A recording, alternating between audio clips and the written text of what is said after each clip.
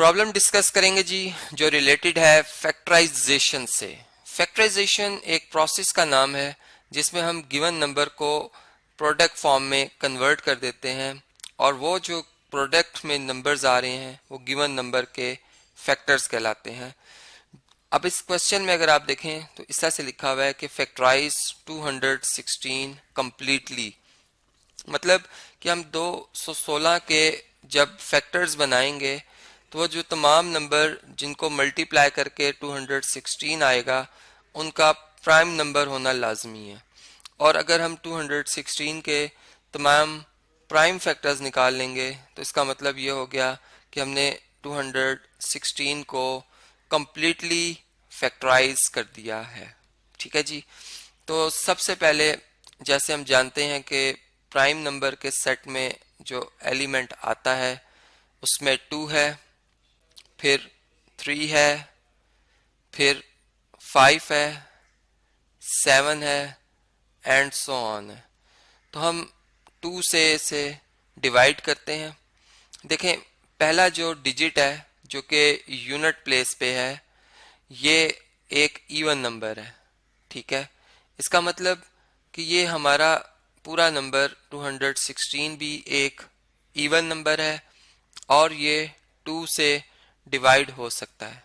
तो हम यहाँ पर 216 को डिविडेंड के तौर पे रखेंगे और 2 को जो प्राइम नंबर है एक डिवाइजर के तौर पर रखेंगे। अब 2 के टेबल में 1 से मल्टीप्लाई करने से 2 आता है, इन दोनों नंबर्स का डिफरेंस आ जाएगा 0। इस 1 को डाउन लेके आएंगे।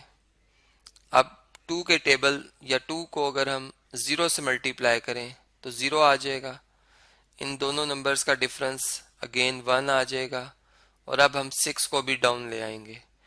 अब देखें 2 के टेबल में 8 से मल्टीप्लाई करने से 16 आ जाएगा और इन दोनों नंबर्स का डिफरेंस 0 आ गया, मतलब रिमाइंडर 0 आ गया। और जिस डिवाइजर से रिमाइंडर 0 आ जाए वो उस नंबर का यानी जैसे 216 का फैक्टर कहलाएगा। तो हमने एक फैक्टर मालूम कर लिया। हम यहाँ पर इस प्रोसेस को जो फैक्टराइजेशन का प्रोसेस है उसे शो भी कर देते हैं।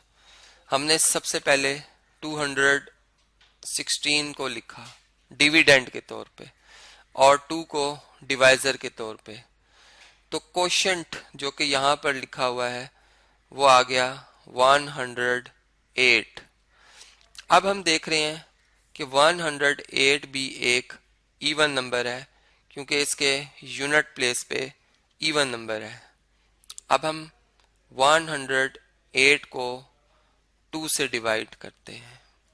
2 के टेबल में 5 से मल्टीप्लाई करने से 10 आ जाएगा, इन दोनों नंबर्स का डिफरेंस 0 आ जाएगा, 8 हम डाउन ले आएंगे। अब 2 के टेबल में 4 से मल्टीप्लाई करने से 8 आता है और डिफरेंस 0 आ जाएगा इन नंबर्स का। तो अब हम जब 2 को डिवाइजर रखेंगे तो 54 डिविडेंड आ जाएगा।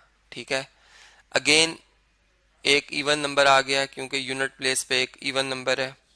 हम फिर 2 से डिवाइड करेंगे। अब इस प्रोसेस को ज़रा क्विकली सॉल्व करने के लिए मैं 54 को डिवाइड कर देता हूँ 2 से। मेरा आंसर आ गया 27 जो कि एक ऑड नंबर है क्योंकि इसके यूनिट प्लेस पे एक ऑड नंबर है।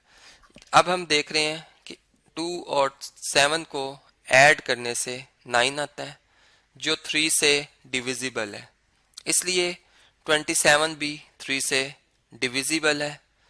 तो हम अब 27 को 3 से डिवाइड कर देंगे, 9 आ जाएगा। 3 एक प्राइम नंबर है ये याद रहे। ठीक है, अगेन 3 से ही डिवाइड करेंगे, 3 आ जाएगा और फिर लास्ट में फिर 3 ही से डिवाइड करेंगे तो कोशेंट 1 आ जाएगा।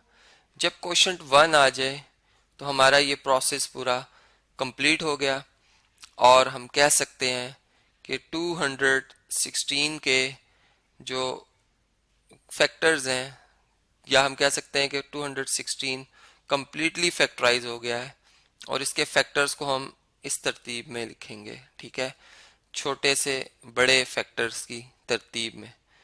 तो ये इस तरह से हमारे पास जो 216 है उसके ऑल फैक्टर्स भी, मतलब ऑल मतलब यूं समझ लें कि वो फैक्टर्स आगे प्राइम नंबर्स जिनको मल्टीप्लाई करने से 216 आता है।